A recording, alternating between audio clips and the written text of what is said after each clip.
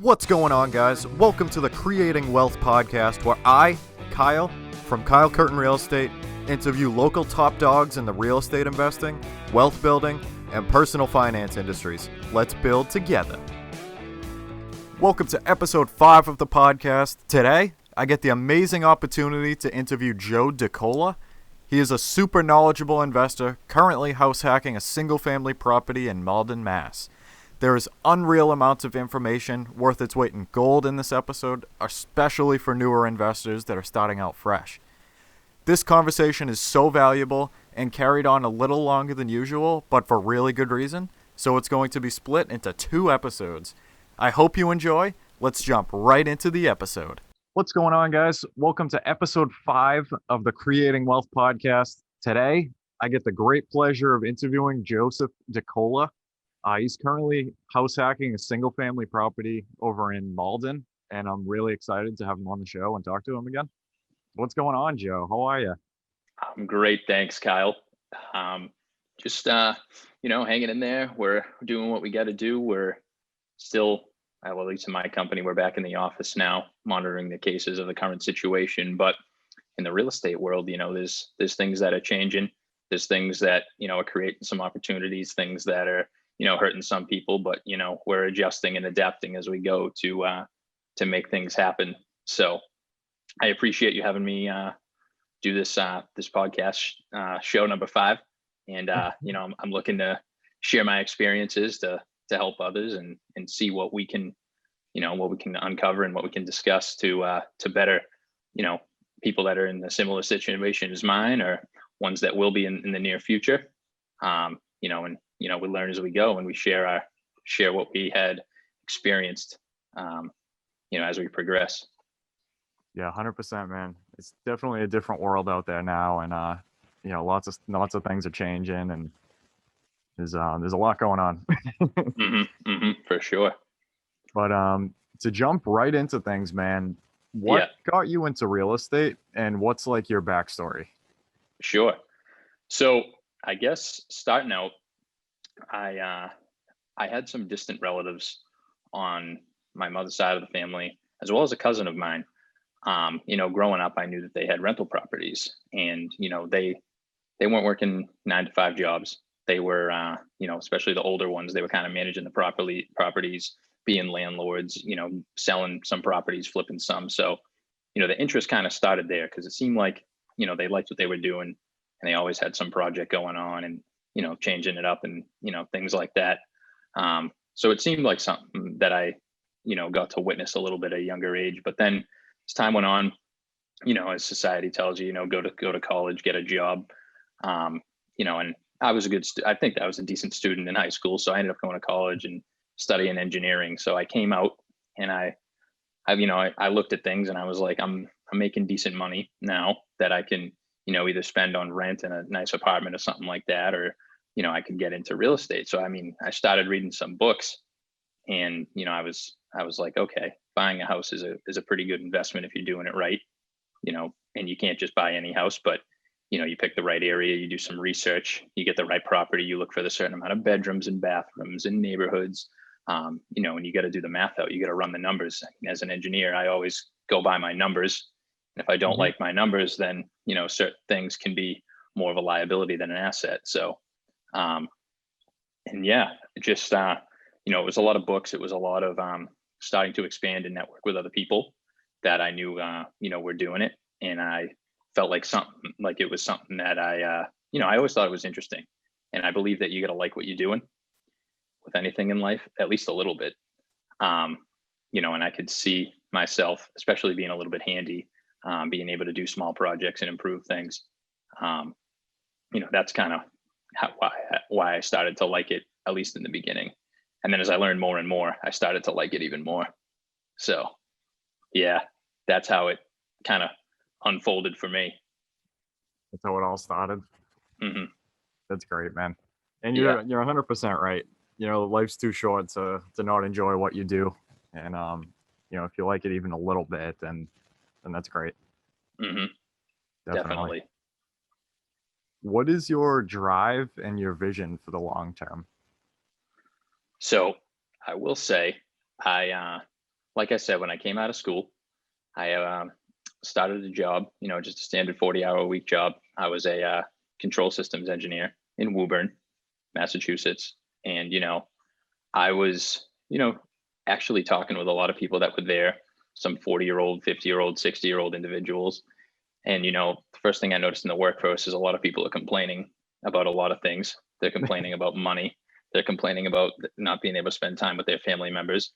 They're complaining about, that they deserve more and this, that, and the other thing. And, honestly, I wasn't around a lot of young people at this first job.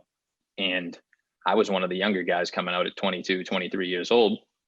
And there weren't many people that were young and like high spirit as I was there. So it was kind of an eye opener to see the situation that some of these people were in, even though, they were decent roles and that type of thing. And some were in management, some were sales directors and this type of thing. But, I kind of was thinking of ways to invest my money and my time so that I could get a return on myself to kind of get as most out of life as possible.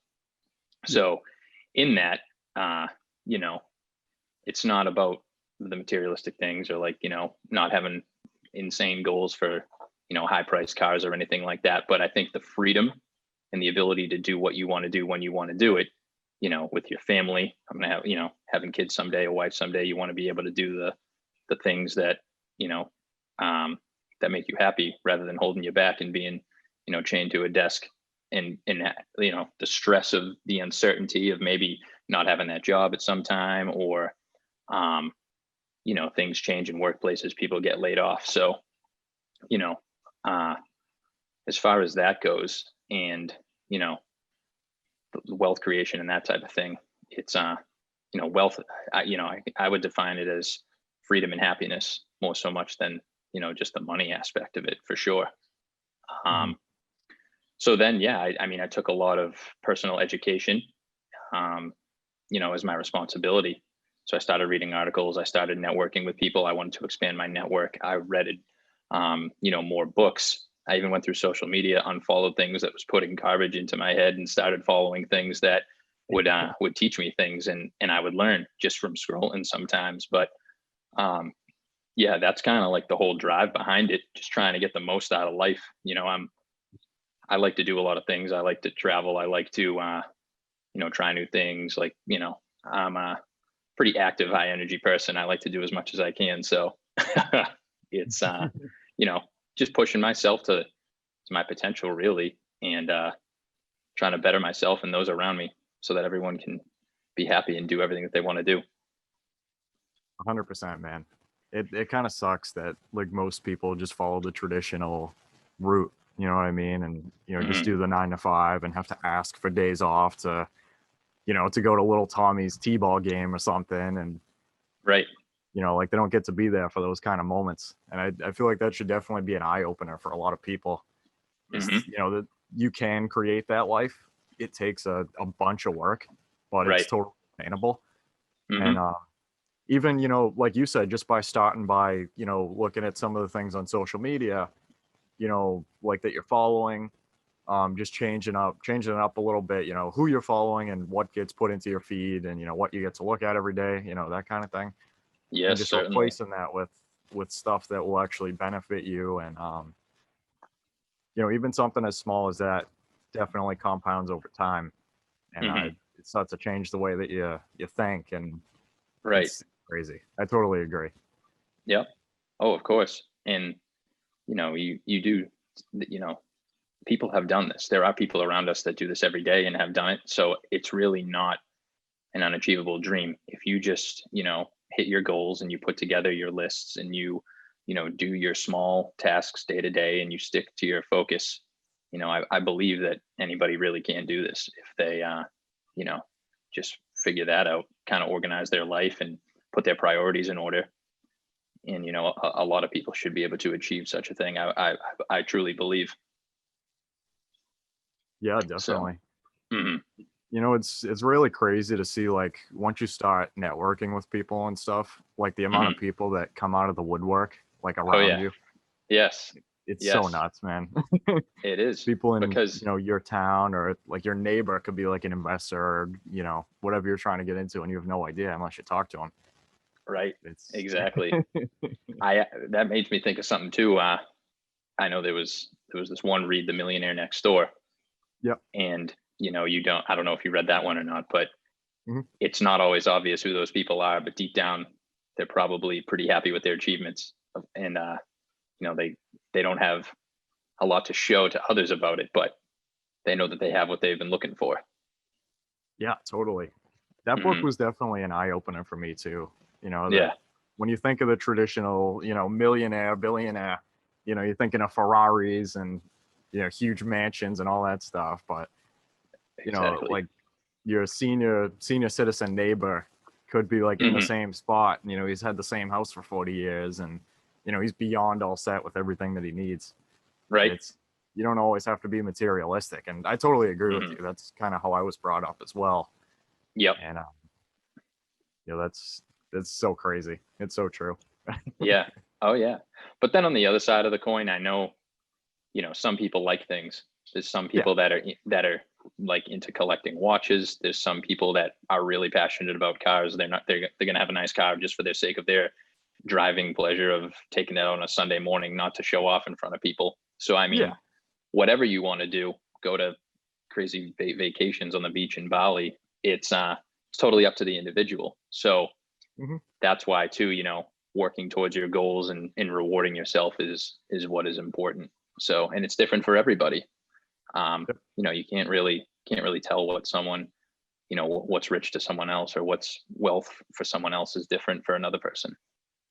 Yeah, definitely. Hmm. And even like, I feel like you kind of have to have a blend of, like creating assets and stuff like that and like making stuff for you, work for you and creating that lifestyle as well Yes. as, enjoying your life too and stuff like that. If you wanted to get that car, then, go nuts if it makes you happy. You know what I mean? Like you said, it's Hmm. completely different for everybody. Yep.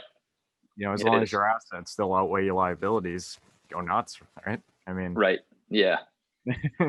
Even if, yeah, I mean, making sacrifices sooner and then rewarding yeah, yourself, or putting the systems in place to generate what you need to live the life that you want. That's what it's all about. exactly. And you're right, Hmm. anybody can do it.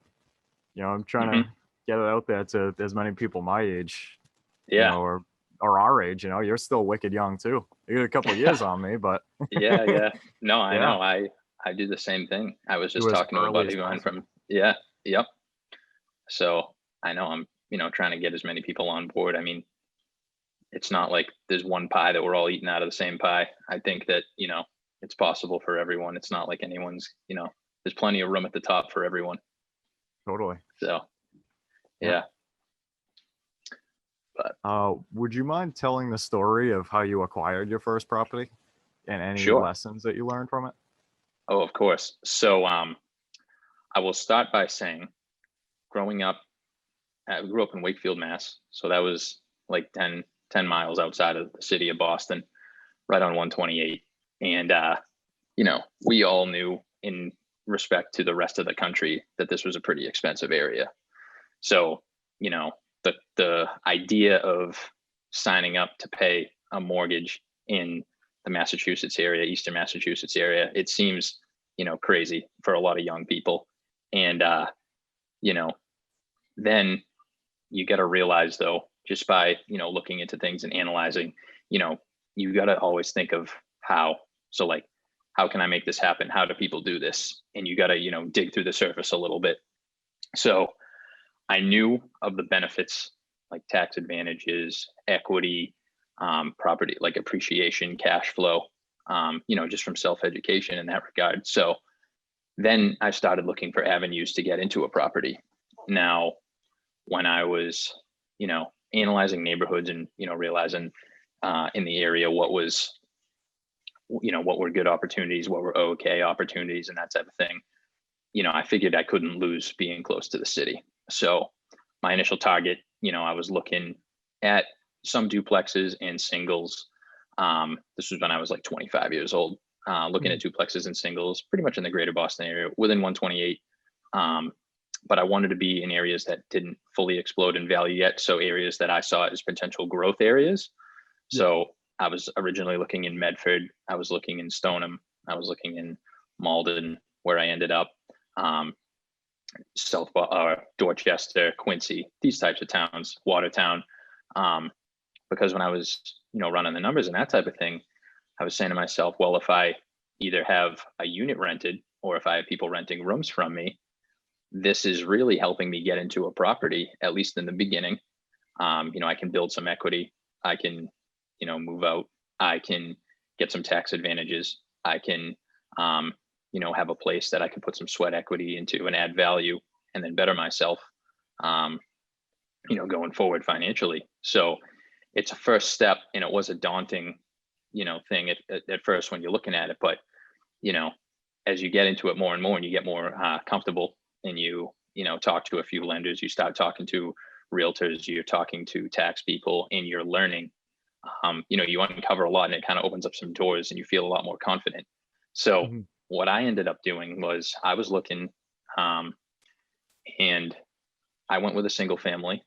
And what happened was, I remember it was a cool fall afternoon, 2018, and the Patriots were playing on a Sunday, and the street was actually ripped up, and this house came up, for sale on the MLS. And I wasn't even with my realtor, but I went down to check it out, kind of walked it. There was an open house. No one was there. You couldn't even get access to the street. So I parked like far away and walked down to it. And, the mechanicals were good. I had, I was looking at a lot of 2 bedrooms, but I saw a finished basement that didn't get water in it. And I knew that there was potential for space down there. And then also, a lot of the houses that I was looking at were 2 bedrooms, and this one was all 3 bedrooms and a full bath upstairs. So the price wasn't, anything too high out of the ballpark, but I knew of the configuration there. I said to myself, if I can live in one room and rent out 2 or 3, I would be well on my way. And I have a younger brother. I, knew a lot of people in the area that would be willing to move out and pay, $750, $850 a month to live in a room. And, I felt like that would be manageable. So I ended up getting the house below asking, moved in. I made the basement that was finished, kind of like upgraded it, changed the floors, added recessed lights, put the drywall in the ceiling, painted it, did a nice pergo floor. And, I was down there. That was the basement suite. I had it all to myself. And then I had my brother and 2 other tenants, tenant roommates upstairs in those bedrooms. So, it was 4 of us in a house, but it could feel cramped at times if someone had someone over or something like that. But everyone was courteous. It's important to, stay in check with one another and, have good people in there. But, as far as an active type investment that it is, and, you got to put a little work in, stuff needs to be cleaned more frequently, you got to manage it, etc. Yeah. I was living here like very cheaply with like those 3. I was only like $300 a month. So it really helped. And, in that time, the improvements that I had made, it got me into a lot better financial situation in only a year. So, I'm glad that I did it. And do you have any questions about the property or anything else that I did in the stages? But that's pretty much how it went down. That's awesome. One question that I do have, how was it with like the relationships with like your other tenants, like all you guys living in one spot? Like, was it kind of tough sometimes to like coordinate stuff with people and like who's showering first, that kind of thing? Right. Yeah. So, we didn't in the mornings, I know, all 4 of us were getting up around the same time and, going to our office jobs. But some were more inclined to shower in the evening before bed and then get up, get dressed and go. Others, we never really had to schedule that.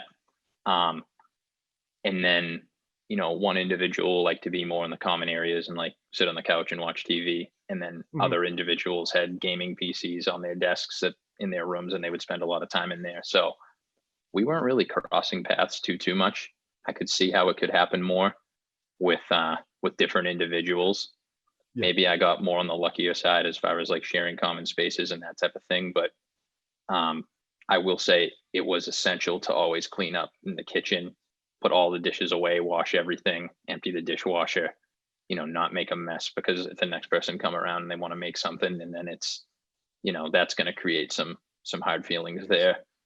And then, bathroom management, I have one full bath and then one half bath on the first floor, and, just keeping those clean and accessible, and, everyone's taking their turn to do their part. That all helps too. But overall, I mean, I had a large enough driveway. We could fit all the vehicles in the driveway. I mean, I'm in Malden, but I have a detached 2-car garage, and I can fit 8 cars in my driveway. So that was kind of a lucky scenario as well, because a lot of houses around here don't have that. Yeah. And then things like having individual locks on the doors, having a mail sorter, because then you have 4 different people's mail showing up. Nice. Having even like a whiteboard. It's like, who's doing the trash this week? Who's taking the trash out next week? And if you're in your single family house living with others too, sometimes it may not even be worth your time to clean some stuff and just get someone to clean stuff.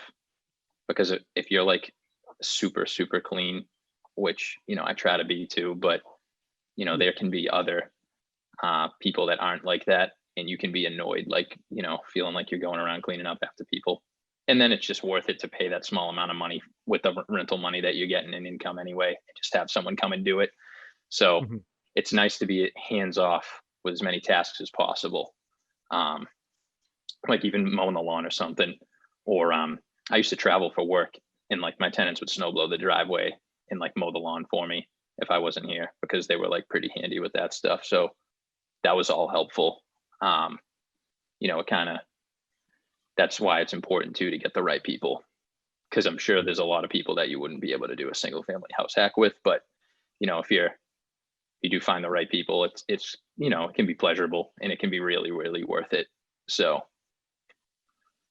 yeah, that's managerial standpoint and kind of how that situation played out socially. That's really interesting, man. Yeah. I actually was going to ask about how the, like mowing the lawn and like the general kind of maintenance played out with everybody. Mm-hmm. Did So you ever yeah, have any... Oh, sorry. No, you go ahead. You go ahead. Did you ever have any what? I'm sorry. Did you ever have any issues with like accountability, like in that kind of thing, or like how would you? I know it's kind of. So I guess like something happened, or something that someone was like responsible for, and then there was times when certain people would need a reminder here or there, but it's like, hey, it's your turn to do this, or you left that over there, like, let's not have all the shoes piled up at the door, there's other people walking in and out. That type of thing, which leads me into the, yes, they may or may not be your friends, but overall you are the manager, and you have to treat it like a business. So you can be appropriate, you got to be problem solving, and you got to be adaptive, but you also got to, make sure that you stick to the rules that you outline. I would even like to have a Halloween party and a Christmas party, and there would be maybe 20-30 people in the property, but I would actually okay that with all the tenants. They were invited just because around. If they ever wanted to have anybody over, they would have to ask me. It was on the lease, maximum 8 people in the house at a time, just to cover all the bases. I didn't want any other pets here that weren't mine, and that just makes things easier too, less of a liability. So yeah, I mean, for everyone, just setting like certain rules, just being courteous, like, okay, someone's sleeping, we're not in college anymore, we're not gonna like be blasting music and doing anything illicit in the house at all, like after hours. So all common sense procedures really. But overall, I mean, it wasn't too hard to manage. And I feel like, a lot of people don't realize this avenue that they could do. It certainly helps when you're younger though. I wouldn't want to do it for too much longer, and then I would move into another property and house hack and just have my own unit. But, for those years just after college, or, just when you're starting out and working and that type of thing. And, it's something that's definitely doable, so that you can, put that in your basket of tools of things that you can use if you're really looking to get going in real estate. And, you sacrifice a little privacy, you sacrifice a little comfort. I mean, I'm sure a lot of people would rather live on their own, but you don't have to do this long. You can do it for a year. You can do it for 2 years. If you were really aggressive and wanted to do it for 3 years, then, it can really help you for decades after that, just by getting that jump start going.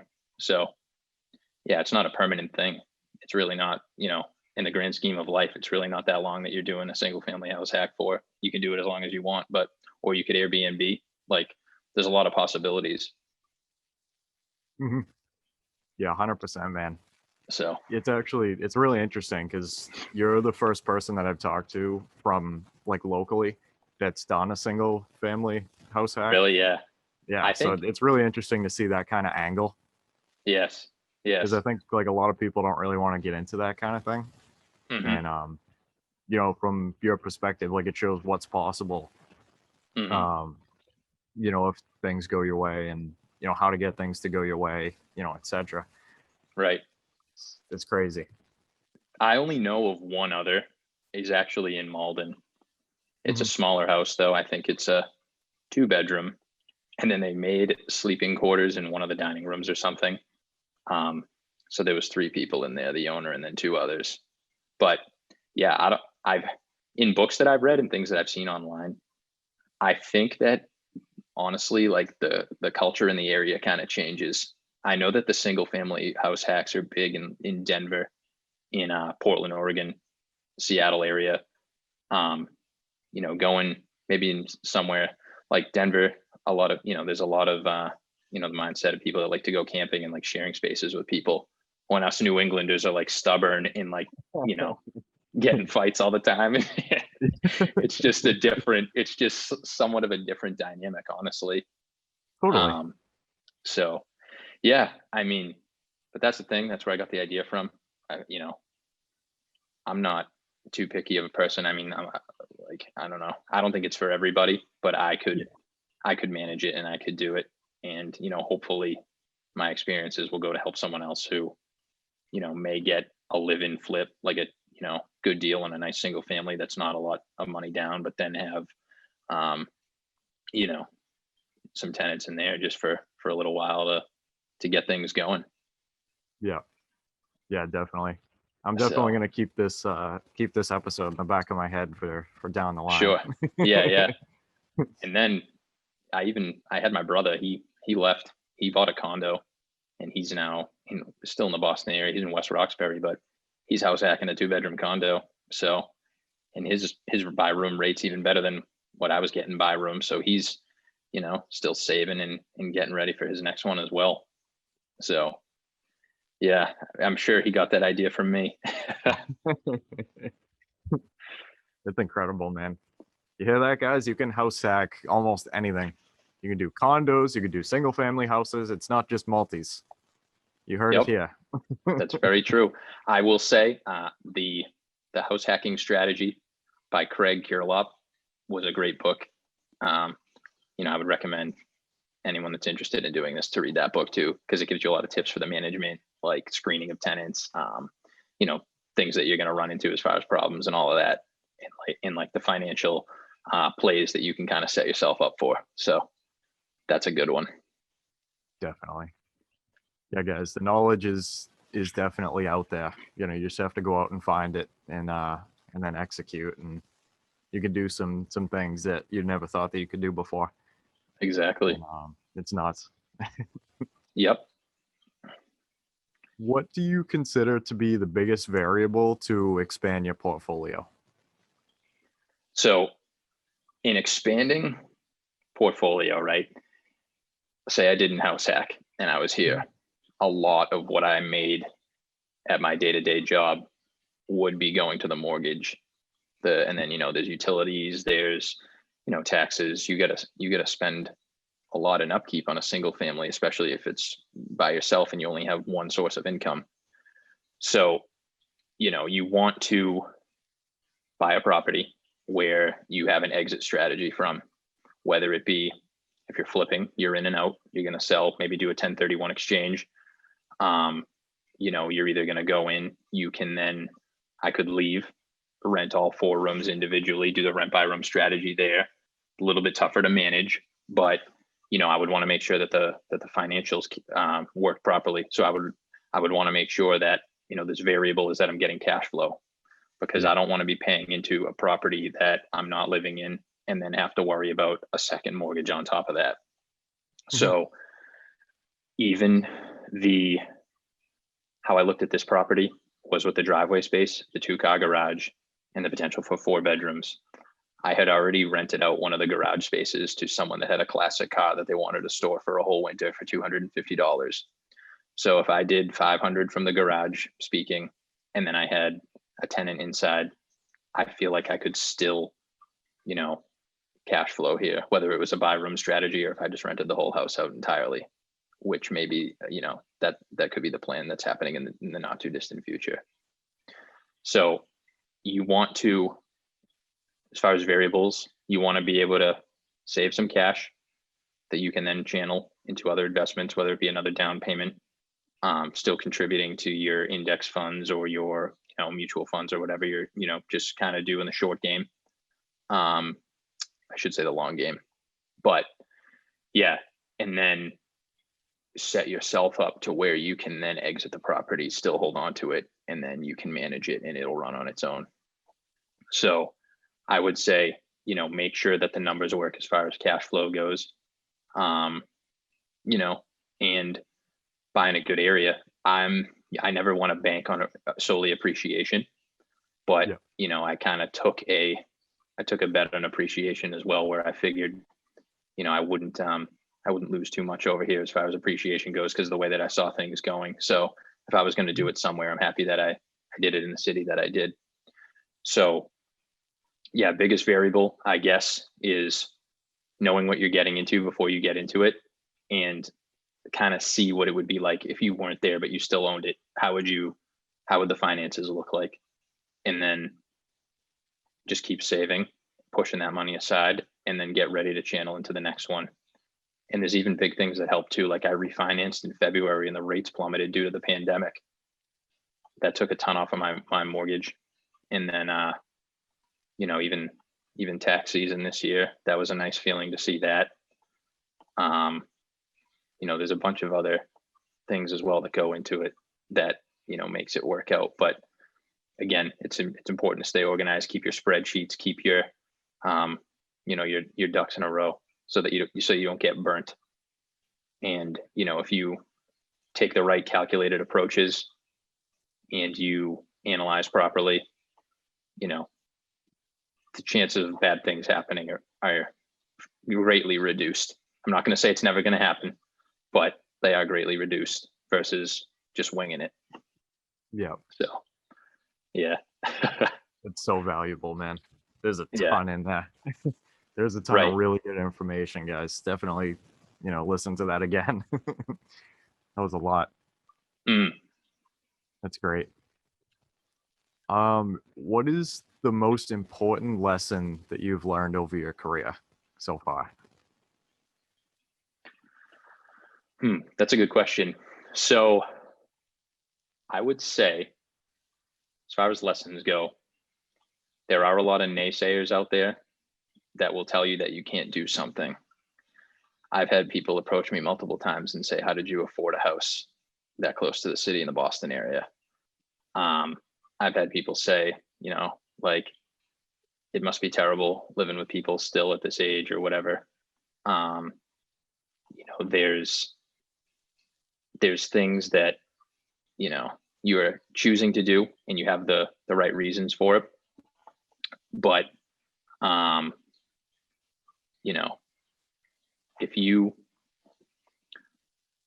could you repeat that question again? I just got a little sidetracked. No, it's okay.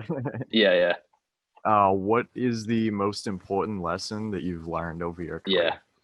Yep. So it's also important to network, because it's like I was saying, with the people that say that you can't do something, eventually you're going to meet people that will say that you can do stuff, and they'll show you how you can in ways that you never thought were imaginable. Mhm. I mean, with that, I will say, there's a lot of people that don't know a lot about it, and they're like, how am I going to buy my first house? And they don't know any realtors, they don't know any agents, they don't know like, any of this stuff. So the biggest lesson is to educate yourself, I would say, and to network as hard as possible, because you'd be surprised what you figure out and what you can find. And I was getting a bit discouraged when I first started looking. Like, as soon as I graduated college and I started working, I said, how am I going to buy a house? Like, how am I even going to want to do, even though this is something I want to do? Like, I don't even see yet how I'm going to make this happen. But Yeah. you don't want to stress about it. You just kind of jump into figuring out how it's done, because there always is a way. And I've heard strategies, from even strategies that I haven't used, but amazing strategies from my network of people. So the biggest lesson and takeaway that I got from it is, don't always listen to people, honestly, because like, more often than not, someone will say that it's not possible, or it's out of your price range, or, you can't take that tax deduction, or you can't afford this area, or you can't, like, you're not going to be able to do that to that house, or, you can't make another bedroom. Like, you just got to learn enough and see and try to experience enough to where you have a solid grasp on these things, to where you can start executing on your own and learning from your experiences. So that's what I would say. That's the biggest lesson there. Don't go about it yourself, though, because there's people, that, try to learn everything, read everything on their own. They don't want to talk to anybody. But I feel like real estate is something where the more people you talk to, the better it's gonna help you out. It's not really a solo game, and it's going to take you a long time, and you'll probably, because you want to figure out the mistakes that other people made and learn from those. So that's a key lesson right there. And these are structures built with cement, wood, and glass that are standing up. They have electrical, they have plumbing, they have, a roof, and there's people making money with it repeatedly. It's like, not that it's easy, but it is simple what is happening. And there's people that have done it over and over again. So that's the biggest lesson, is look at those who are doing it and see how they're doing it. And don't look at those who haven't done it and will say bad things about it. They'll say that landlording is not right. It's stressful. You're going to fix toilets in the middle of the night. The tenants are going to put holes in your walls. All of that stuff. Yeah. So even though I did have a tenant fall off of the toilet and rip the toilet paper dispenser out of the wall. So technically he did put a hole in the wall, but Nice. That was a quick fix. Yeah. That was week one time. So we had to see how that was going to go, but it was fine. Yep. But hey, I mean, that's an issue that came up, and you had to deal with it. You figured out how to deal with it, and now that's you can take on more challenging stuff as they come to you. Yep. That's for huge. Sure. I've learned a lot over these past couple of years, for sure. No regrets, though. It's all worth it. I'm smarter about it now. I've experienced it. I know how to handle it. I know who to call for certain things. I'm building up my team. So it's all good. 100%, man. Mm-hmm. Yeah, you're definitely right about the whole advice thing. Mm-hmm. Like, there are going to be a ton of people that that really don't want you to do what you're trying to do because they haven't done it. And I feel like it could be like a jealousy thing, kind of like, some people might feel bad if, you end up doing that thing, or, they just like don't really want to see you get to where you want to be. And I feel like you have to be able to kind of be able to decipher like who's worth taking advice from and who isn't, like who's done what you want to do and, who hasn't. Be able to selectively hear, your advice, and that's definitely 100% true. And it kind of sucks because like sometimes you feel like you're you like all alone when it comes to that. Like you're the only one that's thinking this way, like Right. crazy. And then Mhm. as you start to reach out to people, that are different than the people that are telling you, you can't do this, here's why, like just don't even try, that kind of thing. Mhm. You're right. Like once you meet that first person that says, oh yeah, I've done that. Yeah, you can do that. It's like a whole paradigm shift. It's Yes. the craziest thing in the world. Right. It is.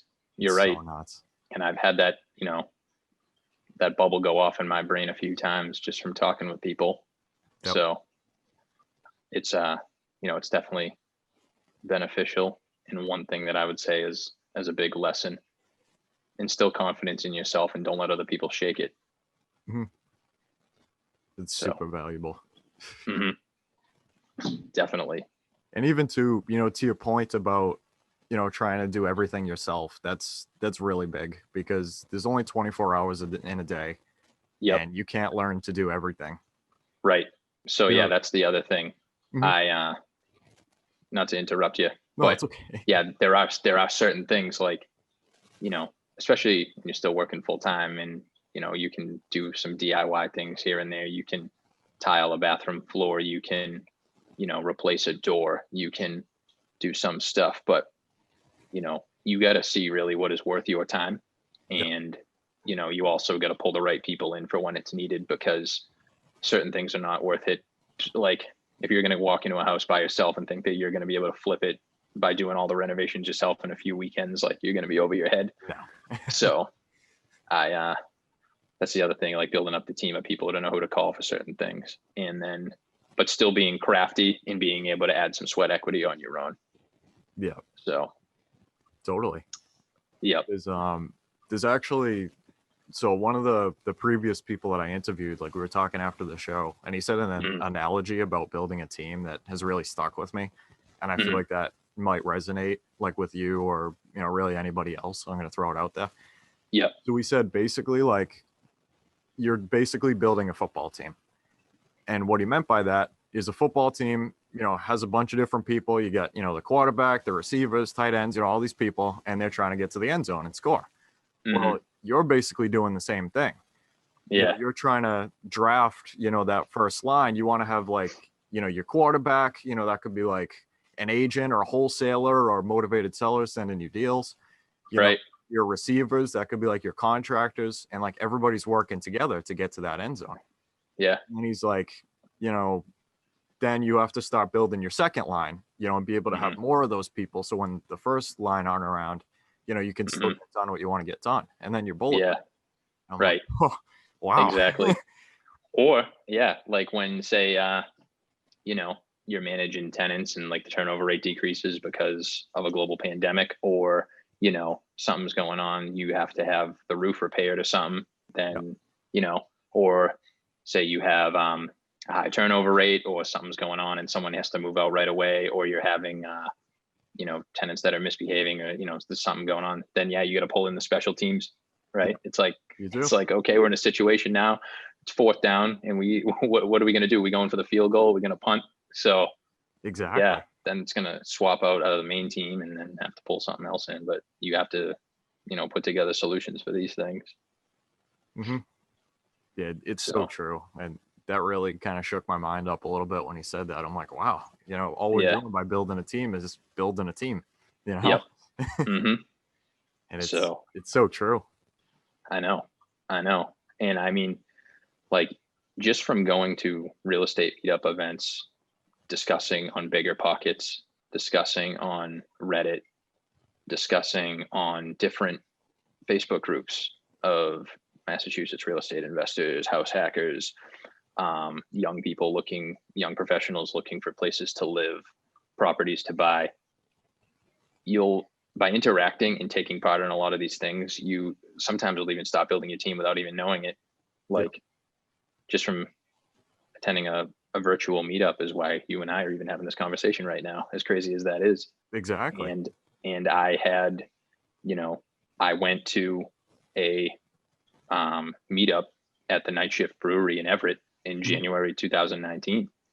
And I brought a friend of mine and, he brought a friend of his, and now all three of us are house hacking we're recommending contractors to each other, and we're kind of like all in this together. So we have other people to bounce ideas off of. We have experiences to share, and we genuinely have been helping each other out. So yeah, like the team just kind of forms.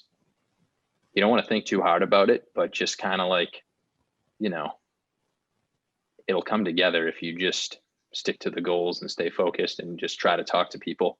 Literally, like, just call someone every week. Yep. I know someone told me this idea, a colleague of mine, but just for the sake of not even looking for something, just pick up the phone, call a new lender that's in the area next week, see what he has to say. Hey, how you doing? What are your interest rates? Like, would you put down anything less than 20% on a multifamily that I wasn't going to live in? What kind of, assistance programs do you have, or what kind of, deals can you give with that? Or you call a new CPA another week and be like, hey, I rent rooms in a house. Is there anything you can do? Like, maybe I'll meet up with you at a real estate meetup.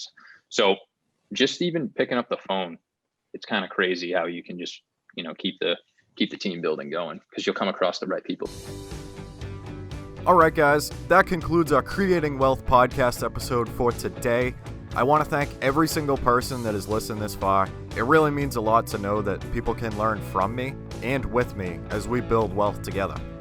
Hopefully you can take home at least one thing from this podcast that will improve your life just a little bit. If you could, please check me out on social. That's at Kyle Curtin Real Estate on Instagram, Facebook, and I'm on Bigger Pockets. Until next time, let's build together.